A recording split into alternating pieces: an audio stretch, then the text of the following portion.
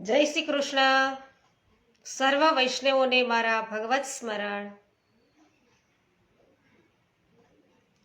અજ્ઞાન તિમિરાંધસ્ય જ્ઞાનાંજન શલાકયા ચક્ષુરુન્મિલિતં મેન તસ્મૈ શ્રી ગુરવે નમઃ. શ્રી ગોવર્ધનનાથ કી જય. શ્યામ સુંદર શ્રી યમુને મહારાણી કી જય. શ્રી વલ્લભાધીશ કી જય. શ્રી ગોસાઈજી પરમ દયાલ કી જય.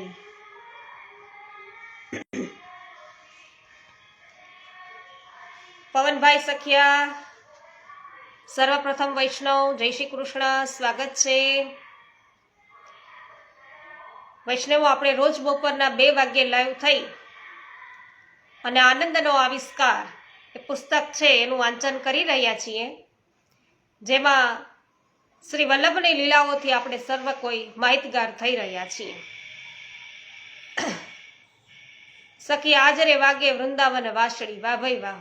પવનભાઈ, પાવતીબેન, આપનું સ્વાગત છે. જય શ્રી કૃષ્ણ. ગોપાલભાઈ ઘુમલિયા, જય શ્રી કૃષ્ણ, સ્વાગત છે. આજે પ્રકરણ 16 ની અંદર આપણે પ્રવેશ કરી રહ્યા છીએ. આપણે કાલે જોયું હતું કે શ્રી વલ્લભે ઓડછા તરફ પધારવાનું નક્કી કર્યું છે અને આપ ઓડછા પધાર્યા. અશ્વિનભાઈ ભાલાડા, જય શ્રી કૃષ્ણ, સ્વાગત છે. વિલાસબેન ભાલાડા, આપનું પણ સ્વાગત છે.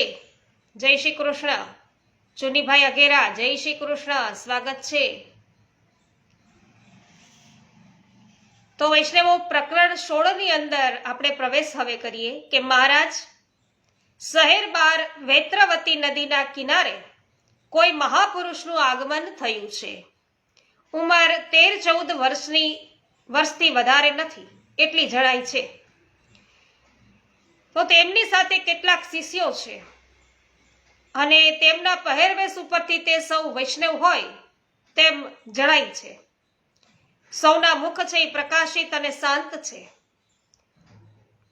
તેમાં તેમના આચાર્યને જોતા જ મન છે એ મોહિત થાય છે.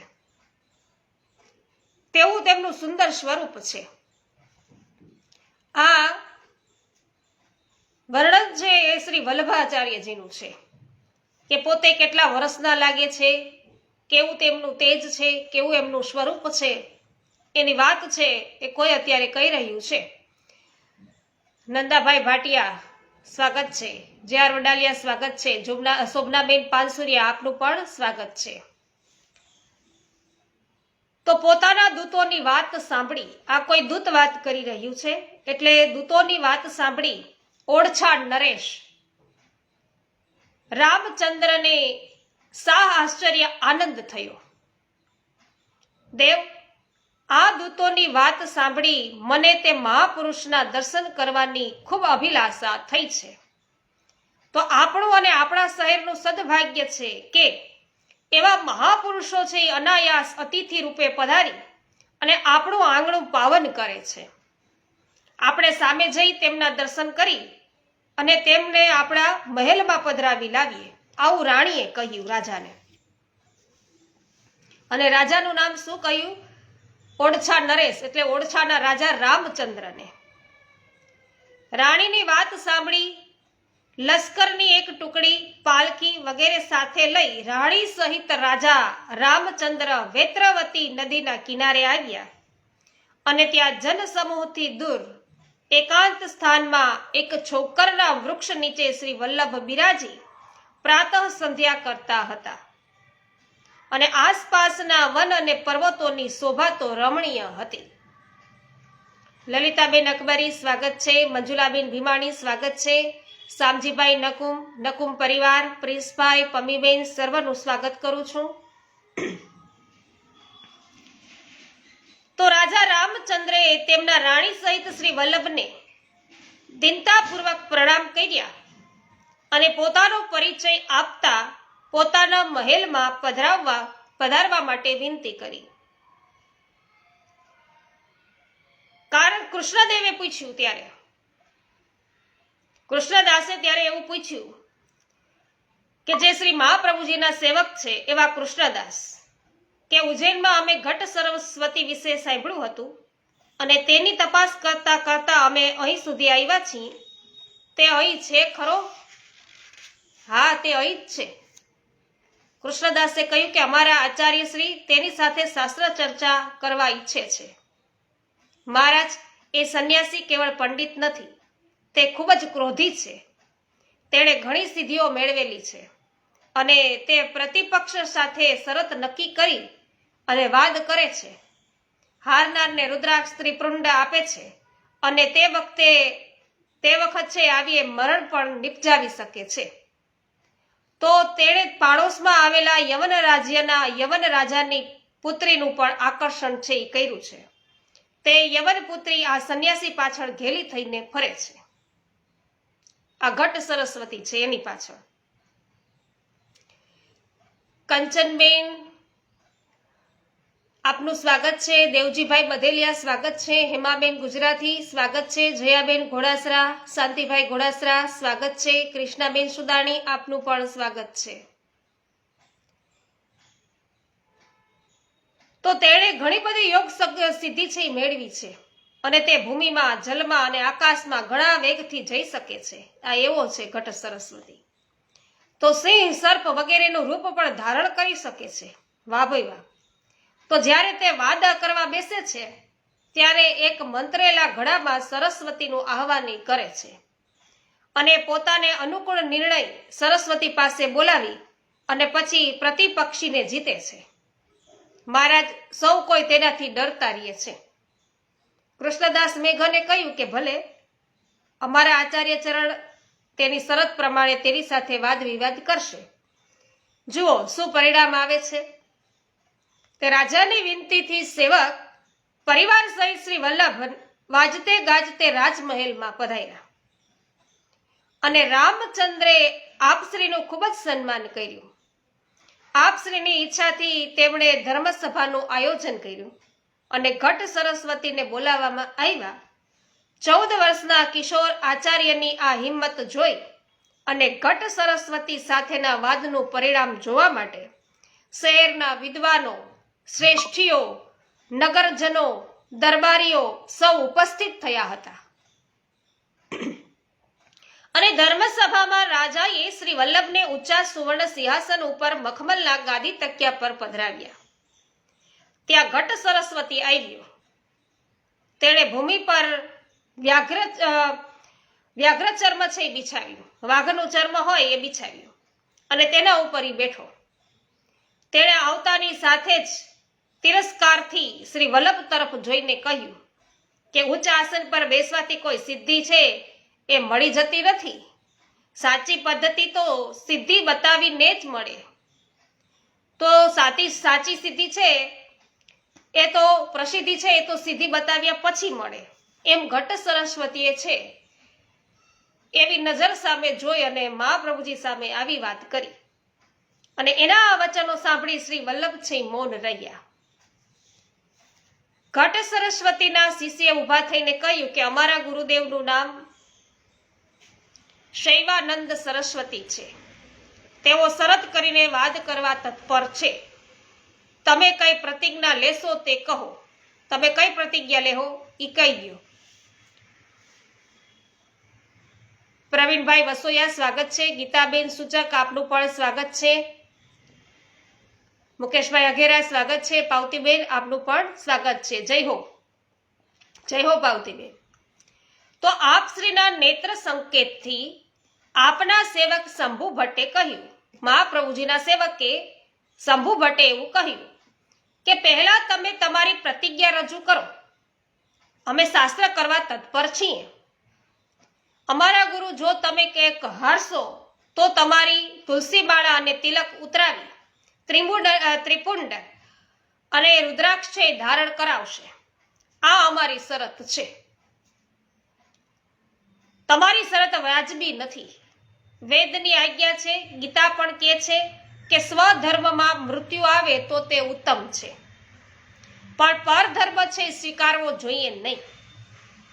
તેથી ધર્મ છોડાવવાની વાત કે છોડાવવાની વાત છે એ વ્યાજબી નથી, માટે અમને તમારી તે શરત છે સ્વીકાર્ય નથી, પરંતુ અગ્નિ પ્રવેશની વધારે કઠિન પ્રતિજ્ઞા અમે શરત કરવા માટે તૈયાર છીએ. અગ્નિ પ્રવેશની જે વધારે કઠિન હોય એવી પ્રતિજ્ઞા છે અમે સ્વીકારવા તૈયાર છીએ. શંભુ ભટ્ટની વાત સાંભળી અને ઘટ સરસ્વતીએ મસ્તક હલાવીને સંમતિ આપી. તો ઘટ સરસ્વતીને શંભુ ભટ્ટે એવું કહ્યું કે કોઈને છે બળજબરીપૂર્વક કોઈનો ધર્મ છે એ બદલાવવો, અને એવી આ શરત તમે મૂકી રહ્યા છો તો એ વસ્તુ વ્યાજબી નથી. તો કોઈ પણને છે કોઈનો ધર્મ છે એ છોડાવી ન શકાય બળજબરી કરીને. કોઈ પ્રેમથી છોડે, ઈચ્છા થાય ને છોડે એ વાત જુદી છે, પણ બળજબરી કરીને આવી શરતોની અંદર કોઈને પોતાનો ધર્મ છે એ છોડાવાય નહીં. આપણા પોતાના ધર્મમાં આપણું મૃત્યુ આવે એ ઉત્તમ છે. તો આ છે તમારી વાત વ્યાજબી નથી. તમે કહેતા હોય તો અગ્નિની અંદર પ્રવેશ કરવા જેવી કઠિન એવી શરત હોય તો એ પણ અમે સ્વીકારવા તૈયાર છે અમારા આચાર્ય શ્રી. એટલે ઘટ સરસ્વતીએ છે એ સંમતિ પૂર્વક મસ્તક હલાવ્યું છે. પ્રણયભાઈ સોની, હિનાબેન સોની સ્વાગત છે. ગોપાલભાઈ બગાસિયા સ્વાગત છે. કોરાટ મગનભાઈ સ્વાગત છે. જય હો ગોપાલભાઈ ગુમલિયા. તો શંભુ ભટ્ટે કહ્યું આ પ્રકારે કે રાજન, એક મોટી સગડીમાં અગ્નિ મુકાવો. બરાબર, અગ્નિ છે એ મંગાવો, મોટી સગડીમાં અગ્નિ મંગાવો. તે સભામાં અગ્નિથી સળગતી સગડી છે એ હાજર કરવામાં આવી. યતિએ પોતાનું ઉત્તરીય વસ્ત્ર યજ્ઞમાં નાખી દીધું. ભળભળતા યજ્ઞની જ્વાળાઓમાં તે સંપૂર્ણ બળી ગયું અને સેવાનંદ સરસ્વતી દિશાઓ ધ્રુજાવે તેવું અટ્ટહાસ્ય કરી અને બોલ્યો છે કે તમારા મતે જગત સત્ય હોય તો વસ્ત્ર પણ સત્ય હોવું જોઈએ. જો તમારો મત સાચો હોય તો મારું વસ્ત્ર ક્યાં છે તે બતાવો. શંભુ ભટ્ટે કહ્યું કે તમારું વસ્ત્ર અગ્નિમાં છે.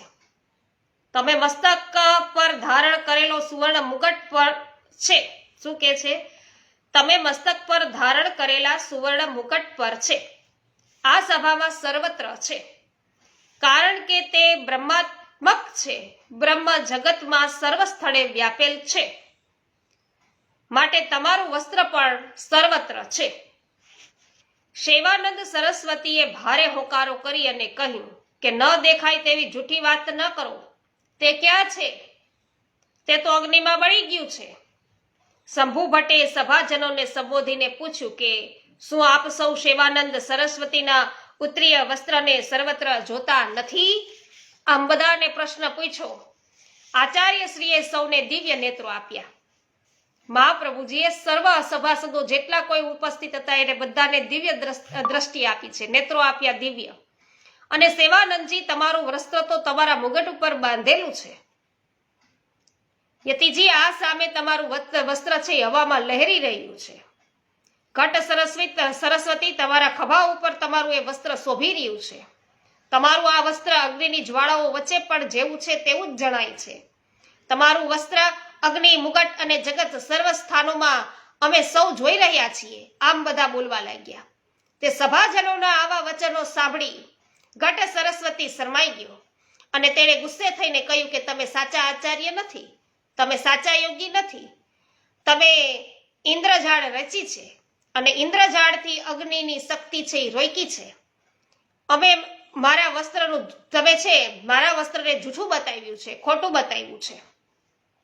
શંભુ ભટ્ટે સ્વસ્થતાથી કહ્યું કે સાચા ઇન્દ્રજાલિક તમે છો, છતાંય તમે તમારી જાતને મહાયોગી માનો છો. તો અગ્નિ છે એ અમે રોકેલી શક્તિને તમે ઉદ્દીપિત કરો. અમે કદાચ અગ્નિની શક્તિ રોકી રાખી હોય તો તમે એને જાગૃત કરો, ઉદ્દીપ્ત કરો. અને તેમાં આ એક નાનકડું સૂકું તણકલું તો બાળી બતાવો. આ એક નાનકડું એવું સૂકું તણકલું છે એ તમે બાળીને બતાવો.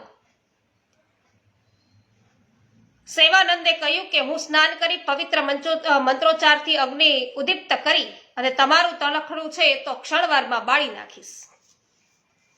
અને તેણે તે પ્રમાણે પ્રયત્ન કર્યો પરંતુ ભભૂકતા અગ્નિની જ્વાળાઓમાં સૂકું નાનકડું તણખલું પણ છે એ બળ્યું નહીં, અને તે વધારે લજ્જિત અને શર્મિંદો થઈ ગયો, અને તેણે નસ્ત મસ્તકે એવું કહ્યું કે આપણે શાસ્ત્ર અને યુક્તિથી શાસ્ત્રાર્થ કરીએ.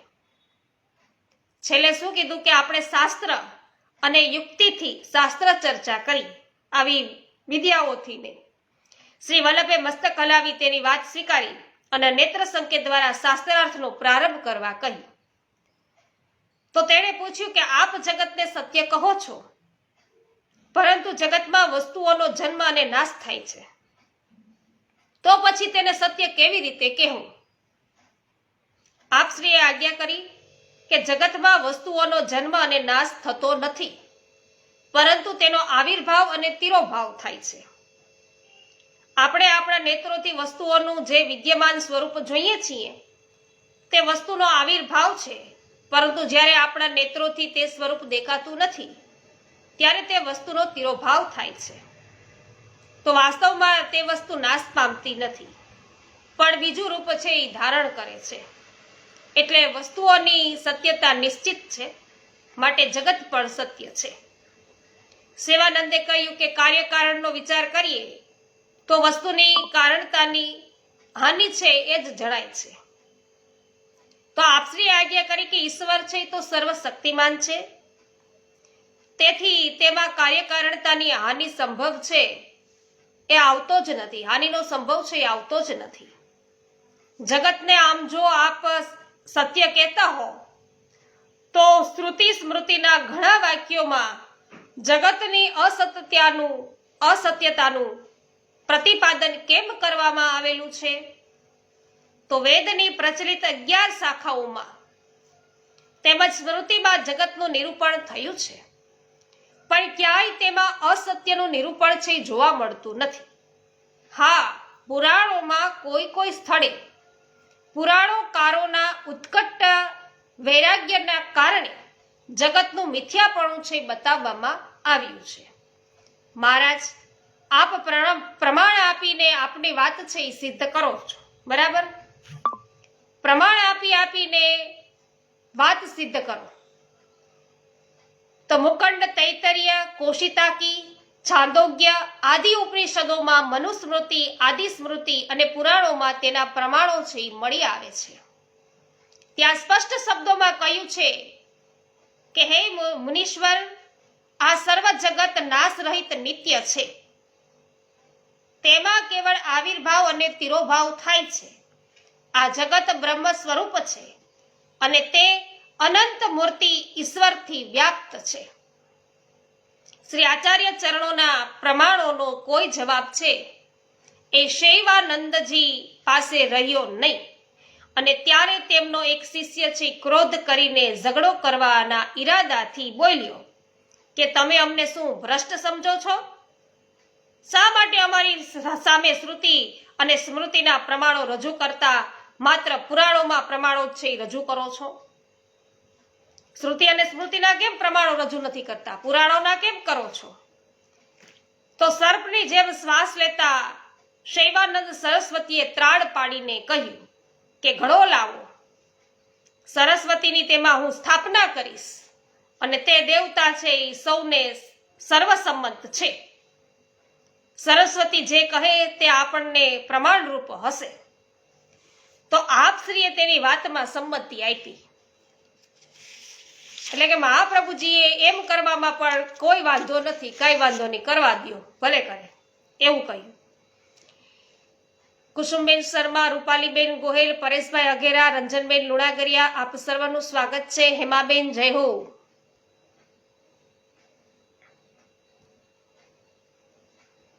તો તેમનો એક શિષ્ય છે એ મંત્રેલો ઘડો લઈ આવ્યો અને તે સુવર્ણ બાજટ પર મૂકવામાં આવ્યો. સેવાનંદ સરસ્વતીએ સરસ્વતી મંત્ર દ્વારા તેમાં સરસ્વતીનું આહવાન કરી અને વૈદિક વિધિથી સરસ્વતી પૂજન કરી અને કહ્યું કે હે માહેશ્વરી, તમે સત્ય બોલો, જગત સત્ય છે કે અસત્ય છે?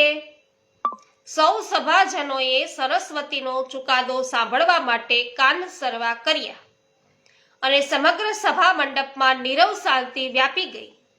ઘડામાંથી ધીમો પણ સ્પષ્ટ અવાજ આવ્યો, જગત સત્ય છે.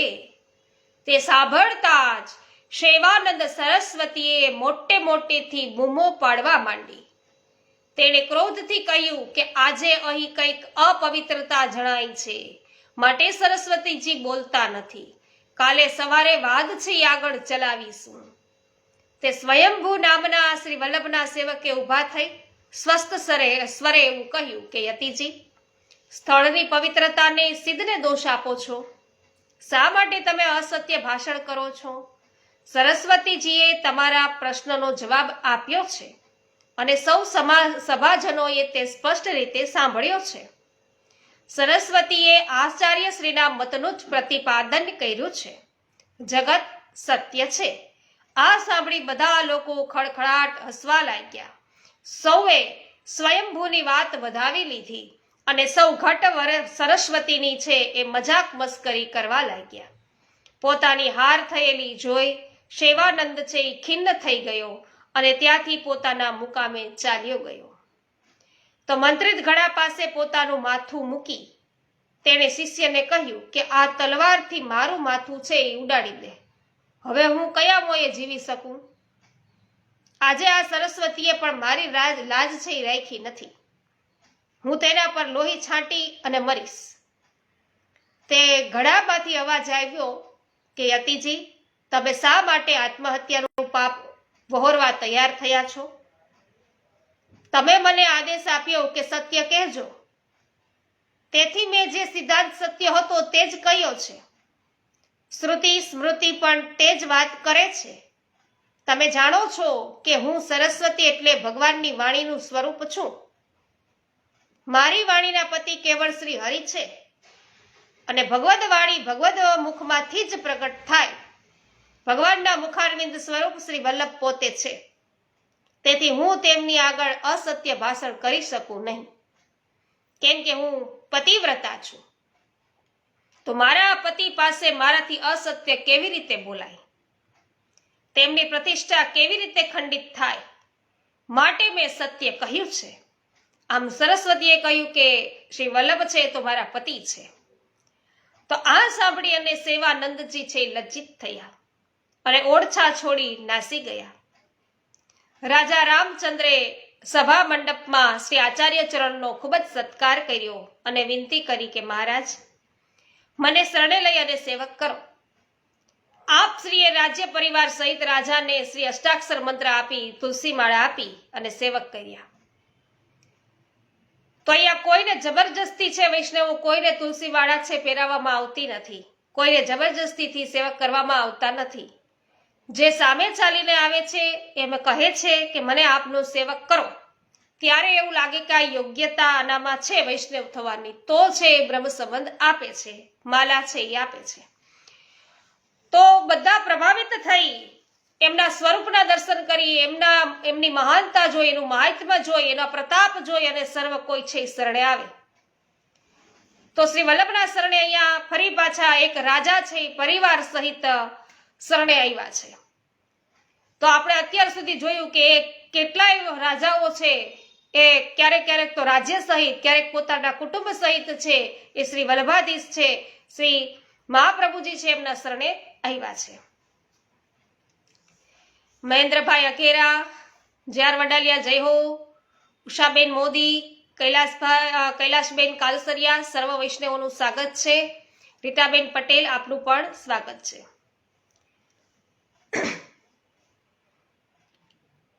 તો સભામાં ઉપસ્થિત એક યાત્રાળુએ ઊભા થઈ હાથ જોડીને કહ્યું કે મહારાજ, આજના પ્રસંગમાં સહભાગી બની હું ધન્ય બન્યો છું.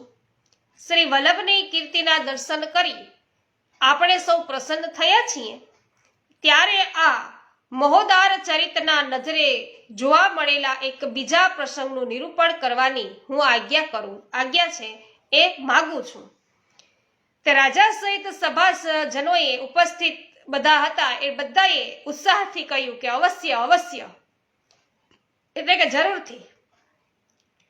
મહારાજ, શ્રી વલ્લભ નર્મદા તટે દારૂવનમાંથી આ દિશામાં આવી રહ્યા હતા ત્યારે તેમની સાથે કેટલાક યાત્રાળુઓના સંગમાં હું પણ હતો અને ત્યાં અમે સૌએ અમારી આ આંખોથી એ અદ્ભુત ચમત્કાર જોયો હતો.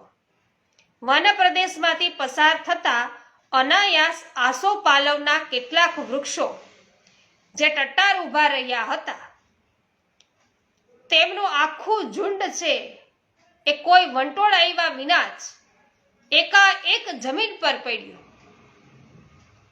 જાણે કોઈ વ્યક્તિ શ્રી વલ્લભના ચરણોમાં સાષ્ટાંગ પ્રણામ છે કરતી હોય એવું લાગ્યું અને સૌ વૃક્ષો એકદમ પડી જવાથી ગભરાઈ ગયા અને વિસ્મય પામ્યા.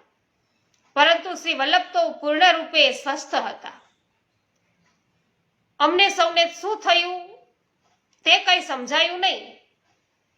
અમે શું થયું એમ પૂછતા અંદર અંદર વિસ્મયથી વાતો કરતા હતા. ત્યારે આપશ્રીએ સૌમ્ય સ્વરે કહ્યું કે ચિંતા કરશો નહીં, આકાશ તરફ જુઓ. અમે સૌ આકાશ તરફ જોયું. ત્યાં શિવ અને વિષ્ણુના દૂતો વચ્ચે વાદ વિવાદ થઈ જામ્યો હતો અને વિષ્ણુના દૂતો કહેતા હતા કે આ વૃક્ષો છે પૂર્વજન્મમાં રાજપૂતો હતા, પરંતુ એક વખત તેમણે એકાદશીનું ભૂલથી 10મી વિદ્ય વ્રત છે એ કર્યું, તેથી તેમને બીજા જન્મે વૃક્ષની યોનિ પ્રાપ્ત થઈ હતી. એટલે વૈષ્ણવ આપણે જે પાછલી એકાદશી કરીએ છીએ, બે આવતી હોય તો બીજી એકાદશી કરીએ, પાછલી એકાદશી આને આગલી કરી હતી, એટલે એને વૃક્ષ યોનિમાં જન્મ મળ્યો હતો. પરંતુ તેઓ સ્વધર્મી વૈષ્ણવો હોવાથી આ વનસ્પતિ સ્વરૂપે છે એ જૈનમાં હતા, કારણ કે શાસ્ત્રોમાં વનસ્પતિને વૈષ્ણવ કહેવામાં આવેલ છે. આજે વનસ્પતિ રૂપ આ વૈષ્ણવોને મહાન વૈષ્ણવાચાર્ય શ્રી વલ્લભાચાર્યજીના દર્શન થયા અને તેમની ચરણરજ અનાયાસ તેમના દેહને સ્પર્શી, તેથી તેઓના છે દેહ છે છૂટી ગયા છે. તો તેમનો દેહ છે છૂટી ગયો છે અને તેઓ મોક્ષ પ્રાપ્તિના અધિકારી બન્યા છે. માટે અમે તેમને ભગવદ આજ્ઞાથી વૈકુંઠમાં લઈ જવા આવ્યા છીએ. માટે તમે અમારા માર્ગમાંથી ખસી જાઓ. તો વિષ્ણુતોની આવી સ્પષ્ટ વાત સાંભળી શૈવદૂતોએ માર્ગ કર્યો અને વિષ્ણુદૂતો આ સર્વ વૈષ્ણવ આત્માઓને વૈકુંઠમાં લઈ ગયા. તો આ બધા જ વૃક્ષોની આત્મા છે વૈકુંઠમાં ગઈ. વૈષ્ણવો શ્રી વલ્લભાચાર્યજીના ચરણ રજથી તેઓ પાવન થયા અને બધા અંદરો અંદર લડતા હતા કે અમારે લઈ જવાના છે, આ કે અમારે લઈ જવાના છે. પણ અહીંયા શ્રી વલ્લભાચાર્યજીના ચરણ રજથી પાવન થયેલા સર્વ આત્માઓ છે, વનસ્પતિ છે, એ બધા અત્યારે વૈકુંઠમાં ગયા છે. તો મહારાજ આ અદ્ભુત દ્રશ્ય જોઈ અમે સૌ આશ્ચર્યચકિત થયા હતા અને આપશ્રીનો જય જયકાર કર્યો હતો. આજે ફરીથી અહીં આપશ્રીના અદ્ભુત શક્તિના અમે સૌને દર્શન થયા છે અને અગ્નિના પ્રયોગમાં અમને લાગે છે કે આપ સાક્ષાત ભગવદ મુખારવિંદ અગ્નિ સ્વરૂપ જ છે. તે સિવાય બળેલા વસ્ત્રને અનેક સ્થળે બતાવી શકે નહીં. તો સરસ્વતી પણ આપની ગેરહાજરીમાં ભલે જૂઠું બોલતો હશે, બરાબર, પણ આપની હાજરીમાં તેમને પણ છે સત્ય બોલવું પડ્યું. માટે આપ સાચે જ વાકપતિ છે. સરસ્વતીજી બોલતા હશે એટલે કે સરસ્વતીજી એની વાત છે. તો આપની આવી પ્રશંસા યાત્રાળુના મુખેથી સાંભળી અને રાજા સહિત સૌ સભાજનોએ આપશ્રીનો પુનઃ છે જય ઘોષ કર્યો. બોલો શ્રી વલ્લભાધીશ કી છે. પછી આપશ્રીની ઈચ્છા જાણીને રાજા સહિત સમગ્ર ઓરછા શહેરે આપશ્રીને ભાવભીની વિદાય આપી અને ત્યાંથી આપશ્રી સેવકો સહિત દંડવક્ર થઈ અને ભોપાચલ એટલે કે ગ્વાલિયર કહેવાય એને, તો ભોપાચલ થઈ અને ધવલપુર પધાર્યા અને ધવલપુરના રાજાને આપના પધાર્યાના સમાચાર મળતા જ તે અમાત્ય સહિત સામે આવ્યા અને પોતે દંડવત પ્રણામ કરી શ્રી વલ્લભને ઘણું સુવર્ણ ભેટ કર્યું. જય હો સુદાની કૃષ્ણાબેન, જય હો હેમાબેન, જય હો નૂતનબેન જાવિયા, સ્વાગત છે. તો દામોદર દાસજીએ કહ્યું કે રાજન, અમારા ગુરુદેવનો એક સંકલ્પ છે. તેઓ પોતાના સેવક સિવાય બીજા કોઈનું દ્રવ્ય છે એ ગ્રહણ કરતા નથી અને તેમાંય પોતે તો પરિગ્રહી છે, પોતાના સેવકો પાસેથી પણ કશું સ્વીકારતા નથી. તો સેવકો છે એ ભગવદ ઉપયોગ માટે જે કંઈ વસ્ત્ર અન્ન આપે છે તે જ ગ્રહણ કરે છે. જય હો રંજનબેન, નૂતનબેન, જય હો. તો રાજા છે ને તો ઘણો બધો ચતુર હતો. આ વાત સાંભળી તેણે શ્રી વલ્લભને પોતાના રાજ દરબારમાં પધરાવ્યા અને ત્યાં ઉપસ્થિત વિદ્વાનોએ આપશ્રીને પ્રશ્ન કર્યો. આપના સેવક કે છે કે આપ માત્ર સેવકનું ધન લ્યો છો, બીજાનું નહીં. તો શિષ્ય પાસેથી ધન લેવું અને બીજા પાસેથી ન લેવું એ બાબતમાં શાસ્ત્રમાં કયું પ્રમાણ છે? આચાર્યશ્રીના નેત્ર સંકેતથી સ્વયંભૂએ ઊભા થઈને ઉત્તર આપ્યો કે ઈશા વાક્ય ઉપનિષદમાં બીજાનું ધન ગ્રહણ કરવાનો નિષેધ છે એ કરવામાં આવ્યો છે. તો ઈશા વાક્ય ઉપનિષદમાં કહેલું છે એવું કીધું. તો પારકાનું અન્ન અને પારકાનું વસ્ત્ર, પારકાની સૈયા ઇત્યાદિ પાપના સંસર્ગના ભયથી સતપુરુષોએ ગ્રહણ ન કરવું એવી આજ્ઞા છે. તો બૃહદારણ્યકમાં પારકું અન્ન વ્યર્જિત છે એમ કહેવામાં આવ્યું છે, પરંતુ માતા, પિતા, મામા, શ્વશુર અને શિષ્યનું અન્ન કે દ્રવ્ય છે એ પરાયું નથી, તેવો સ્પષ્ટ ઉલ્લેખ પણ છે. તો કોનું કોનું વૈષ્ણવ માતા પિતાનું હોય, મામાનું હોય, શ્વશુરનું હોય, શિષ્યોનું હોય, તો એ પરાયું ન કહેવાય દ્રવ્ય. તો યાજ્ઞવલ્ક મુનિએ પણ રાજાને પોતાનો શિષ્ય બનાવ્યા પછી જ તેનું ધન છે ગ્રહણ કર્યું હતું. એ પ્રસંગ બ્રાહ્મણમાં સ્પષ્ટ રીતે છે એ જોવા મળે છે. આ સાંભળી વિદ્વાનો અને રાજાજી પ્રસન્ન થયા અને રાજા આપશ્રીના સેવક બન્યા અને પછી પોતાનું દ્રવ્ય છે ભેટ કર્યું. ત્યાંથી આપશ્રી આગળ પધાર્યા અને મુચુકુંદ રાજાની ગુફાના દર્શન કરીને મુચુકુંદ રાજાની કથા સૌને શ્રવણ કરાવી આપ મથુરા તરફ પધાર્યા.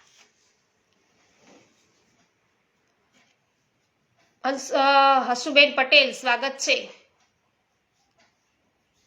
શ્રી લક્ષ્મણ સૂત શ્રી વલ્લભરાયજી સ્મરણ કરતા દુષ્કૃત્ય જાયજી. ખૂબ જ સુંદર કૃષ્ણાબેન. તો વૈષ્ણવો, અહીં પ્રકરણ 16 છે એને આપણે પૂર્ણ કરી અને આવતીકાલે 17મા પ્રકરણની અંદર આપણે પ્રવેશ કરીશું. તો મુચકુંદ રાજા છે એમની વાત બધાને સંભળાવી અને આપ શ્રી મથુરા તરફ હવે આગળ વધ્યા છે, પધાર્યા છે. મયંકભાઈ સાકરિયા, જય હો. તો આજે સર્વ વૈષ્ણવોને મારા જય શ્રી કૃષ્ણ.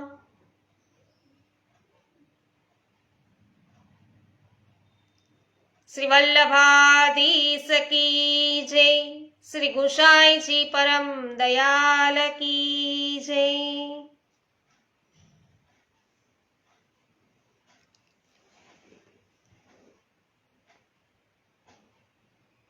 પાટોત્સવ છે તમારે ગોપાલભાઈ, આજે પાટોત્સવ. તો ખૂબ ખૂબ મંગલ બધાઈ. અસ્મિતાબેન સુદાની, સ્વાગત છે.